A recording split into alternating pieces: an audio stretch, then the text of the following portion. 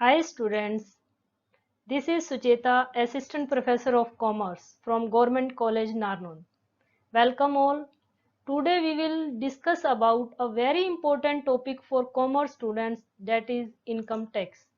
In this topic we will talk about the introduction and basic terms required to understand the income tax, like what is income, what is tax and its origin, and a brief history of its development. And for calculation of income tax, all the relevant terms to be required shall be discussed in brief. So let's start. Okay students, income tax को discuss करने से पहले हम इटमोलॉजी of tax को discuss करेंगे, यानी tax शब्द की उत्पत्ति कैसे हुई यह हम जानेंगे। क्या आप जानते हैं कि कर को वसूल करने का कार्य प्राचीन काल से किया जा रहा है, जैसे कि 3000 बीसी से 2000 बीसी के अंतर्गत एशियन इजिप्ट में कर को किसानों से वसूल किया जाता था और वे किसान जो कर का भुगतान नहीं कर सकते थे, उन्हें राज्य का कोई भी सख्त कार्य देकर कर की भरपाई की जाती थी। इसी दौरान 500 ईस्वी पूर्व पार्शियन साम्राज्य के अंतर्गत कर प्रणाली में हमें सुधार देखने को मिला, यानी इस पार्शियन साम्राज्य में कर को नेचुरल रिसोर्सेज के बेस पर कलेक्ट किया जाता था। जिस एरिया में जिस तरह के नेचुरल रिसोर्सेज ज़्यादा मात्रा में पाए जाते थे, उस एरिया से उसी फॉर्म में टैक्स कलेक्ट किया जाता था। फॉर एग्जाम्पल, किसी एरिया में गोल्ड की उत्पत्ति ज़्यादा है तो वहाँ पे गोल्ड के रूप में टैक्स देना होता था। जिस एरिया में सिल्वर की उत्पत्ति ज़्यादा है वहाँ हमें सिल्वर के रूप में टैक्स पे करना होता था। जिजिया टैक्स के बारे में आप जानते होंगे, 11वीं सेंचुरी के अंदर कुतुबुद्दीन ऐबक ने फर्स्ट टाइम जिजिया टैक्स को इंट्रोड्यूस किया और यह टैक्स नॉन मुस्लिम रेजिडेंट की प्रोटेक्शन से रिलेटेड चार्ज किया गया और यह टैक्स मुस्लिम शासकों द्वारा नॉन मुस्लिम परमानेंट रेजिडेंट से वसूल किया जाता था। तो इस तरह से हमने इस टाइम पीरियड के दौरान टैक्स किस तरीके से वसूल किया जाता था उसके बारे में जाना। अब हम जानेंगे कि टैक्स वर्ड किस लैंग्वेज से डराइव किया गया। 13वीं सेंचुरी में ओल्ड फ्रेंच लैंग्वेज के टेक्सर वर्ड से टैक्स वर्ड डराइव किया गया। टेक्सर का in general meaning old French language में टू इम्पोज द टैक्स था, और 14वीं सेंचुरी की अगर हम बात करें तो इंग्लिश लैंग्वेज में यूज होने वाला वर्ड टैक्स लेटिन लैंग्वेज के टैक्सियर से लिया गया है। लेटिन लैंग्वेज में टैक्सियर वर्ड दो मीनिंग में यूज होता है।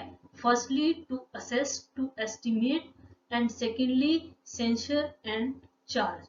इट मीन्स कि टैक्स शब्द का प्रयोग जो आज हम कर रहे हैं वह ओल्ड फ्रेंच लैंग्वेज के टैक्सर से और लेटिन लैंग्वेज के टैक्सियर से लिया गया है। Dear student, after discussing the etymology of tax, now we will talk about income tax. What is income tax? It is a tax on income, यानी ऐसा कर जो आय पर लगाया जाता है उसे हम आयकर कहते हैं। अब क्वेश्चन यह रेज होता है कि आयकर किसके द्वारा लगाया जाता है और किस पर लगाया जाता है। इनकम टैक्स एक ऐसा टैक्स है जो सेंट्रल गवर्नमेंट द्वारा लगाया जाता है और यह टैक्स इंडिविजुअल्स एंड बिजनेसेस से कलेक्ट किया जाता है। इट मीन्स ऐसे व्यक्ति या व्यवसाय जो अपने अधिकार क्षेत्र में रहते हुए आय कमाते हैं और उस आय का कर योग्य भाग सेंट्रल गवर्नमेंट द्वारा कर के रूप में एकत्रित किया जाता है। सेंट्रल गवर्नमेंट के फाइनेंस डिपार्टमेंट द्वारा हर साल टैक्स रेट को डिफाइन किया जाता है और उन्हीं टैक्स रेट के बेस पर इंडिविजुअल्स एंड बिजनेसेस की टैक्सेबल इनकम पर इनकम टैक्स गवर्नमेंट के द्वारा चार्ज किया जाता है। इसके साथ साथ हमें ये भी पता होना चाहिए कि इनकम टैक्स सरकार द्वारा क्यों लिया जाता है और गवर्नमेंट इसका यूज कहाँ करती है।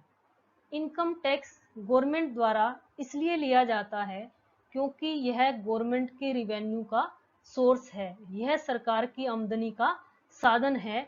और इस आमदनी से सरकार के पास जो धन एकत्रित होता है वह धन सरकार के द्वारा आम जनता को दी जाने वाली सर्विसेज पर यूज किया जाता है। For example educational services, medical services, water services, electricity services and all other services जो टाइम टू टाइम गवर्नमेंट द्वारा पब्लिक को प्रोवाइड की जाती हैं, उसके लिए जो धन प्रयोग किया जाता है वह धन कर के द्वारा एकत्रित किया गया धन है, जो सरकार द्वारा जनता से लिया जाता है और जनता को सुविधाएं देने के लिए प्रयोग किया जाता है। इसी के साथ गवर्नमेंट ऑब्लिगेशंस को पे करने के लिए भी हम टैक्स की कलेक्टेड मनी को यूज करते हैं। तो गवर्नमेंट ऑब्लिगेशंस क्या हैं? यह ऐसी ऑब्लिगेशंस हैं जो गवर्नमेंट की अपने सिटीजन के प्रति, अपने गवर्नमेंट एम्प्लॉइज के प्रति, अपने सरकार के अंतर्गत कार्यरत उन सभी व्यक्तियों के प्रति हैं जो सरकार की डायरेक्शंस के अकॉर्डिंग कार्य करते हैं। तो उन लोगों को सशक्त बनाने के लिए सरकार का दायित्व भी बनता है। फॉर एग्जाम्पल अभी फ्रांस के साथ इंडियन गवर्नमेंट की जो डील की गई 36 राफेल परचेज करने से रिलेटेड, ये 36 राफेल गवर्नमेंट के द्वारा 59,000 करोड़ के अंदर परचेज करने की डील की गई है। और इस डील से हम अपनी डिफेंस फोर्स को सशक्त बना पाएंगे ताकि वो अपने देश की रक्षा, अपने नागरिकों की रक्षा सही तरीके से कर पाएं। इसी के साथ गवर्नमेंट टैक्स से कलेक्टेड मनी को सिटीजन को गुड्स प्रोवाइड करने के लिए भी यूज करती है। अगर हम कोरोना काल की बात करें तो हमने यह देखा कि इस टाइम पीरियड के अंदर लोगों के पास रोजगार का साधन नहीं है, लेकिन उन्हें खाने के लिए जो भोजन चाहिए वह सरकार द्वारा उपलब्ध करवाया गया। तो सरकार ने इस टाइम पीरियड के अंदर टोटल 80,000 करोड़ पीपल्स को 5 kg food grain and 1 kg pulses provide करवाई, जिससे सेंट्रल गवर्नमेंट का टोटल खर्चा इन गुड्स प्रोवाइड करने से रिलेटेड 1.5 लाख करोड़ एस्टिमेट किया गया। तो यह पूंजी सरकार के पास इस कर से एकत्रित धन से आई है, जो जनता को सुविधाएं प्रदान करने के लिए सरकार द्वारा प्रयोग की जा रही है। There are mainly two type of income tax, means दो तरह के आय कर हमें देखने को मिलते हैं, जैसे कि personal income tax. It means यह एक ऐसा टैक्स है जो ऐसे व्यक्तियों पर लगाया जाता है जिनकी आय का साधन मजदूरी है या किसी तरह की नौकरी है। तो ऐसे व्यक्ति मजदूरी से कमाए गए आय और नौकरी से कमाए गए वेतन या अन्य किसी भी तरह की आय जो किसी भी तरह का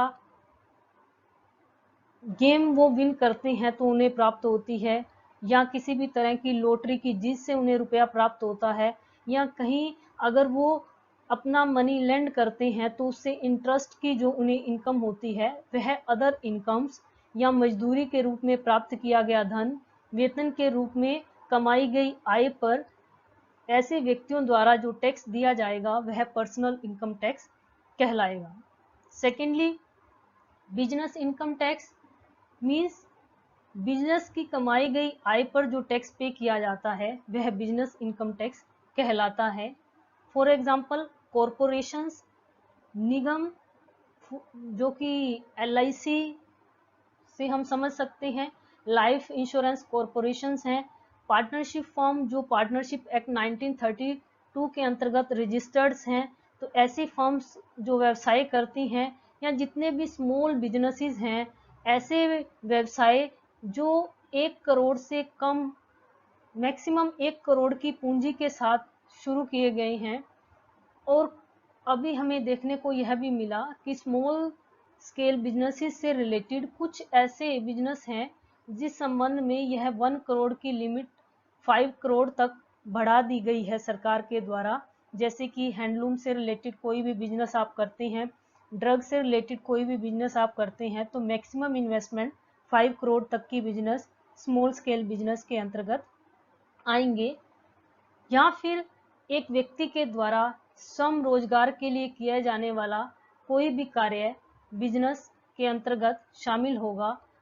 फॉर एग्जाम्पल शॉपकीपर्स, ऐसा कोई भी व्यक्ति जो किसी भी वस्तु की दुकान करता है और उससे जो आय प्राप्त करता है, तो इन सभी निगमों या फिर पार्टनरशिप फर्म, साझेदारी फर्मों द्वारा, स्मॉल स्केल बिजनेसेस द्वारा या इंडिविजुअल जो सेल्फ एम्प्लॉयड है उसके द्वारा कमाई गई कर योग्य आय पर जो टैक्स पे किया जाता है वह बिजनेस इनकम टैक्स कहलाता है। इसके साथ brief history of income tax in India. India में टैक्सेशन के रूट्स हमें मनुस्मृति से मिलते हैं। मनुस्मृति में भी यह व्याख्या की गई कि उस समय भी राजाओं द्वारा कर वसूल किया जाता था।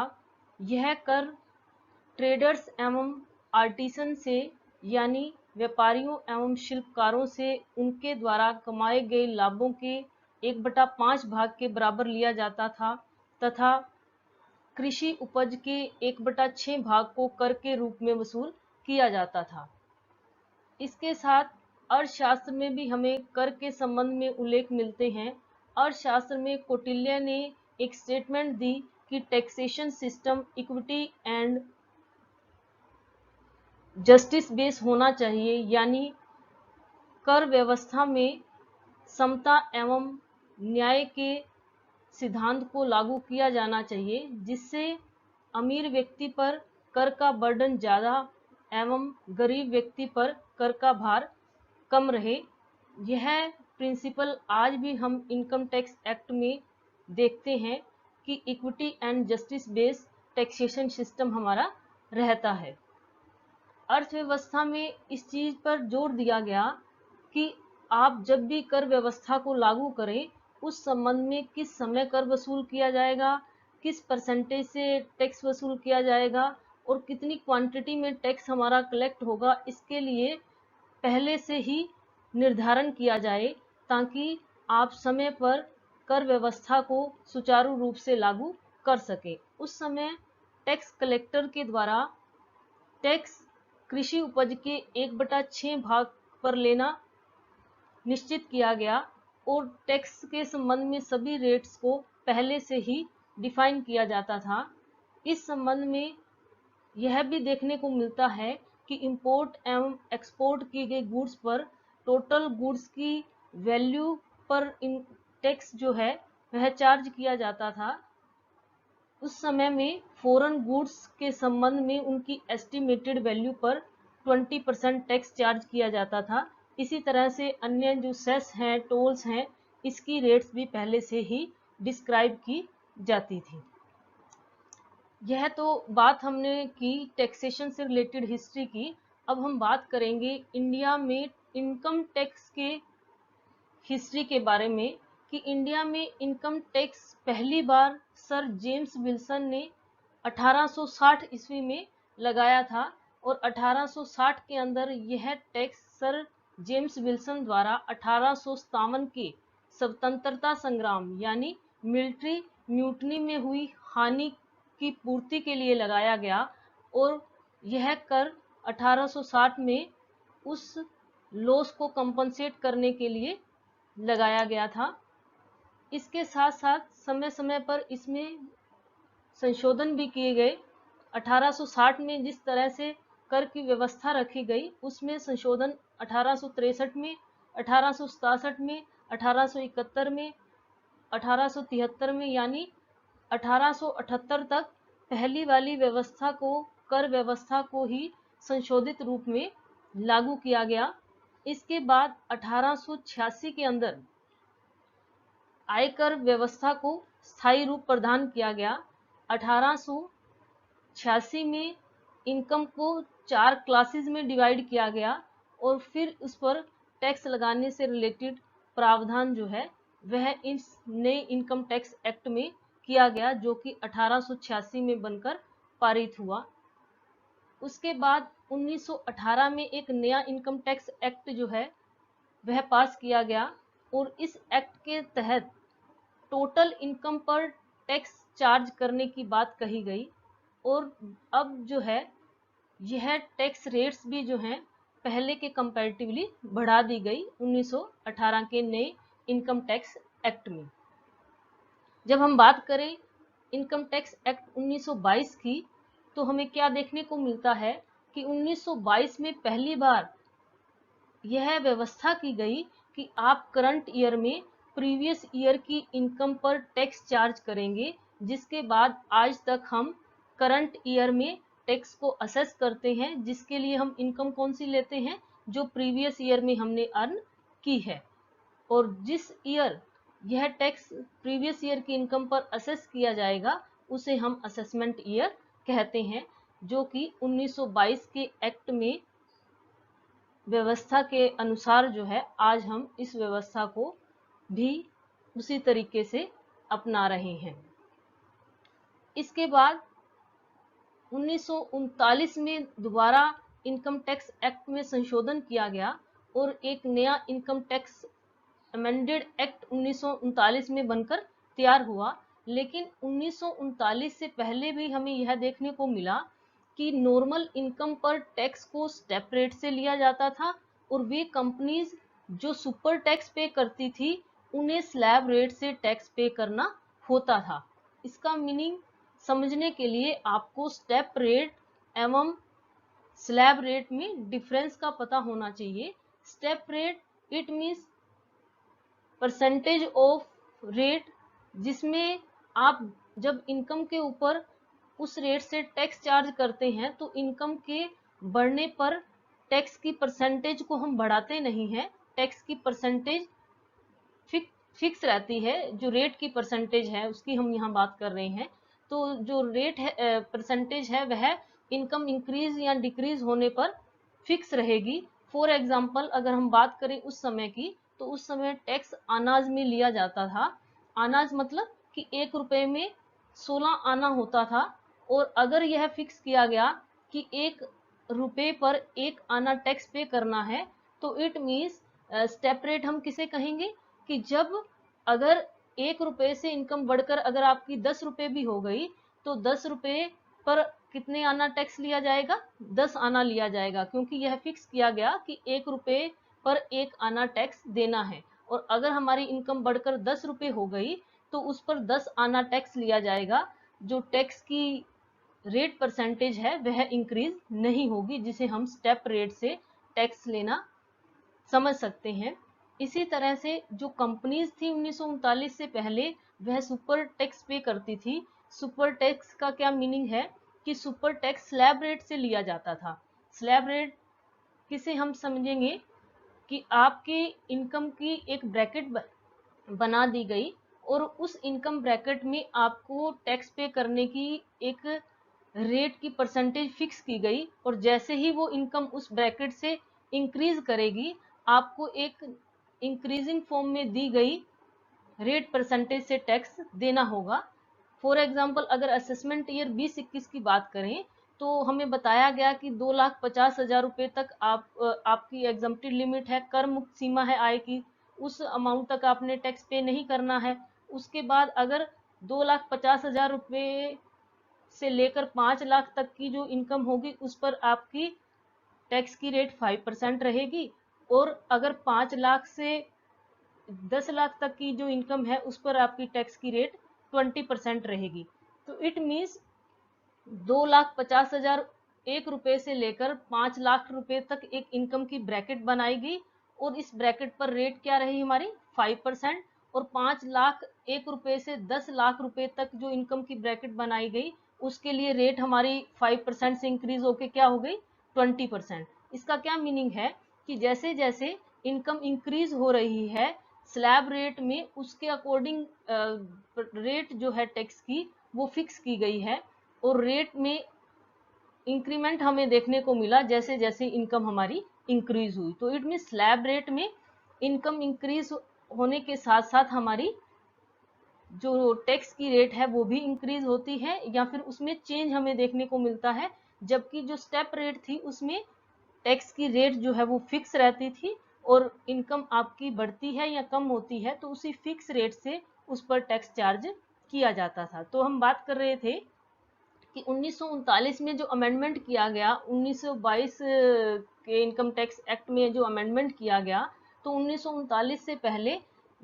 सभी तरह की कंपनीज की इनकम को छोड़कर टैक्स हम स्टेप रेट से लेते थे। सिर्फ कंपनीज को सुपर टैक्स जो है वो स्लैब रेट से पे करना होता था।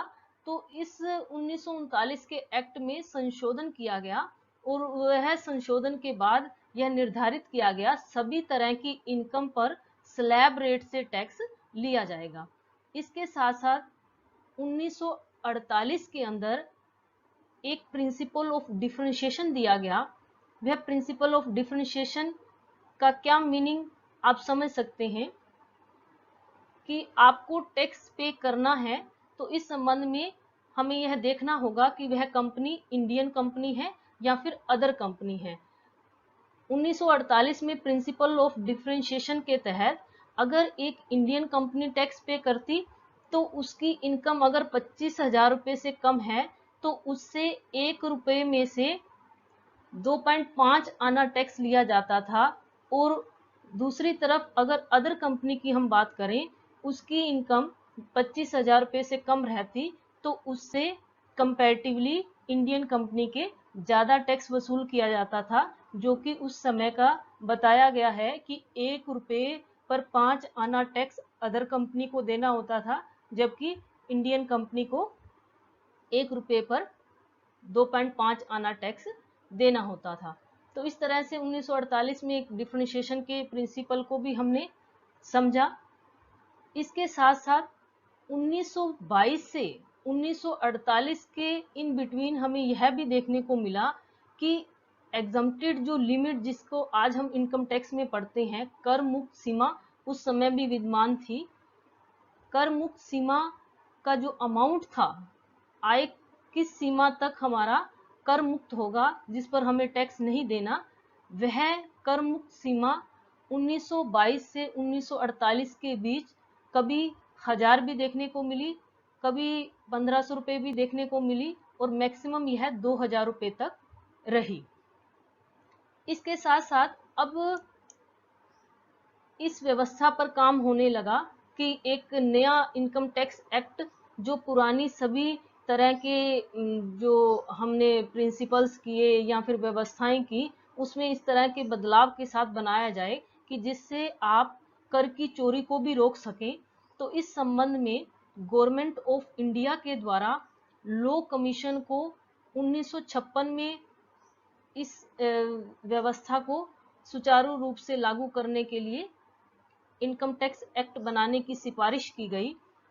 तो लॉ कमीशन को जब 1956 में गवर्नमेंट ऑफ इंडिया ने रेफर किया केस, उसके in between government of India द्वारा direct taxes administration inquiry committee गठित की गई और यह इंक्वायरी कमेटी, यह जांच समिति द्वारा 1956 में रिपोर्ट पेश की गई और उसका भी नए इनकम टैक्स एक्ट बनाने में सहयोग माना जाता है।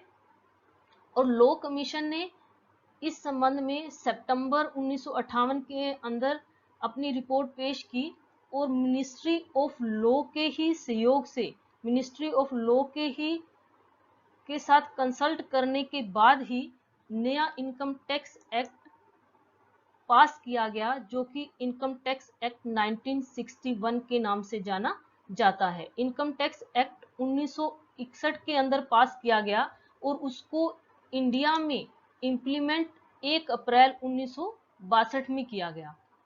तो 1 अप्रैल 1962 में यह भारत में लागू हुआ। आयकर अधिनियम 1961 में जो पास किया गया था और यह भारत में जम्मू एंड कश्मीर के साथ लागू हुआ। उस एरियाज में भी इसी इनकम टैक्स एक्ट के अकॉर्डिंग जो है कर व्यवस्था को सुचारू रूप से चलाया जाता है। अब जो ये आज के टाइम में हम देखते हैं इनकम टैक्स एक्ट, तो इसमें टोटल हमें 298 सेक्शन देखने को मिलते हैं। इट मीन्स 298 सेक्शन आपको कर से रिलेटेड, इनकम टैक्स से रिलेटेड, मेनली इनकम टैक्स से रिलेटेड आपको सभी तरह के रूल्स रेगुलेशंस, उनके कैलकुलेशन के क्या मेथड्स हैं, टैक्स को कैसे आपने असेस करना है, इसके बारे में बताते हैं। अब क्वेश्चन यह भी रेज होता है कि जब इनकम टैक्स एक्ट 1961 में पास किया गया और उसे इम्प्लीमेंट 1 अप्रैल 1962 में किया गया, तो जो असेसमेंट ईयर हमारा 1961 टू 62 का था, यानी 1961 से 62 तक का जो असेसमेंट ईयर था, उसमें टैक्स किस तरह से असेस किया जाता था। तो इस संबंध में यह देखने को मिला कि जो 1922 का एक्ट है, इनकम टैक्स एक्ट, यही एक्ट इस तरह से बनाया गया कि 1961 तक इसी एक्ट के अकॉर्डिंग ही टैक्स जो है वो चार्ज किया जाता था। और 1961 में जो एक्ट बना वह 1962 के बाद तक आज भी हम देखते हैं कि टाइम टू टाइम उसमें किसी भी तरह का अगर चेंज किया जाता है, लेकिन 1961 में पास किया गया एक्ट आज भी कर के संबंध में, इनकम टैक्स के संबंध में आपको सभी तरह की गाइडलाइंस देता है।